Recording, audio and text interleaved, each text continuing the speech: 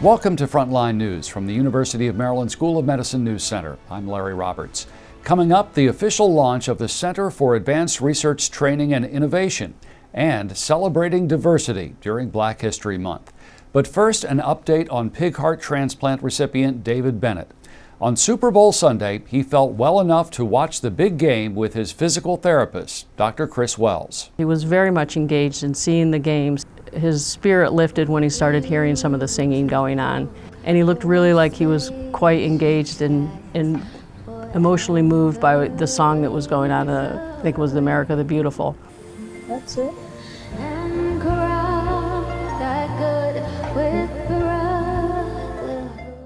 And I just spontaneously, why don't you sing it? And he started singing it, and I just thought it was extremely moving for him to sit there and look at the TV and sing along with the singer that was performing that night.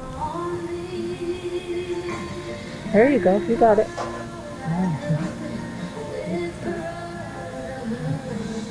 It was very emotional. It was a very special memory that I'll always cherish.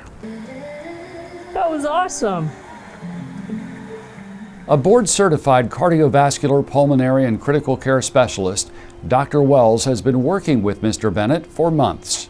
Not only are we working on the building blocks that allow us to move and do the things we want to do in life, like strength, balance, coordination, but then using those building blocks to build functional activities, like being able to roll, sit up out of bed, sitting balance, and hopefully eventually standing and getting into a chair. One of my biggest goals for him right now, the most immediate goal for him, is to actually be able to get him to a point where he can sit up out of bed, into a chair, upright, long enough that we can actually take him out of the unit. Bennett's recovery has been slow due to the severity of his illness before the transplant.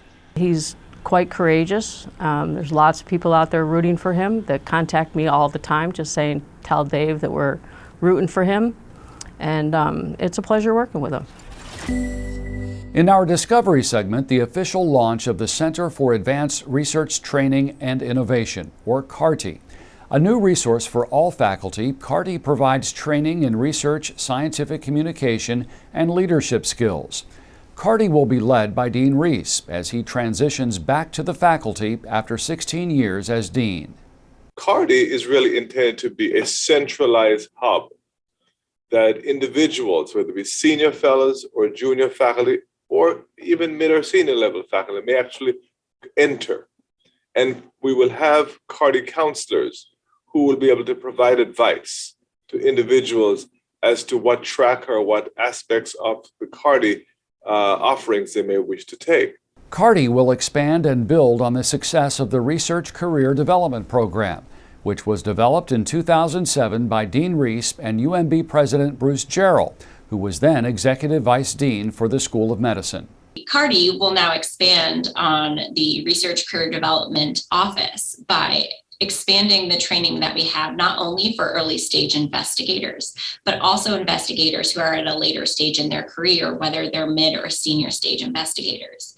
And the hope is that by having this expanded training, we're going to support investigators across the span of their career and grow a robust pool of investigators conducting both biomedical and clinical and translational research within the School of Medicine. Since research career development began, awards have skyrocketed, grants and contracts have doubled, and total federal grant dollars have increased by 65%.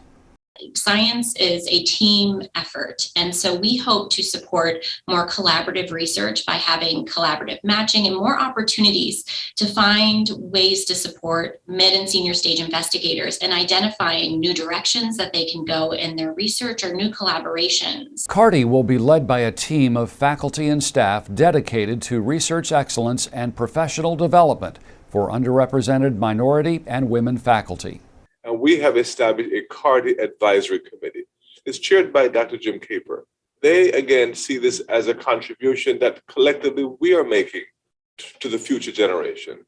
You can learn more about the Center for Advanced Research, Training, and Innovation by visiting the center's new website. During Black History Month, the School of Medicine held its 15th annual Celebrating Diversity event on February 19th.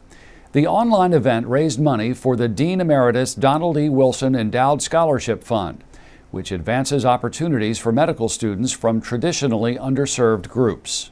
Being honored with the Donald E. Wilson Scholarship for wanting to practice medicine with underserved communities has motivated me throughout my first 2 years of medical school. As a recipient of this scholarship, it's a constant reminder that I want my medical career to be about advancing and serving communities that are oftentimes neglected.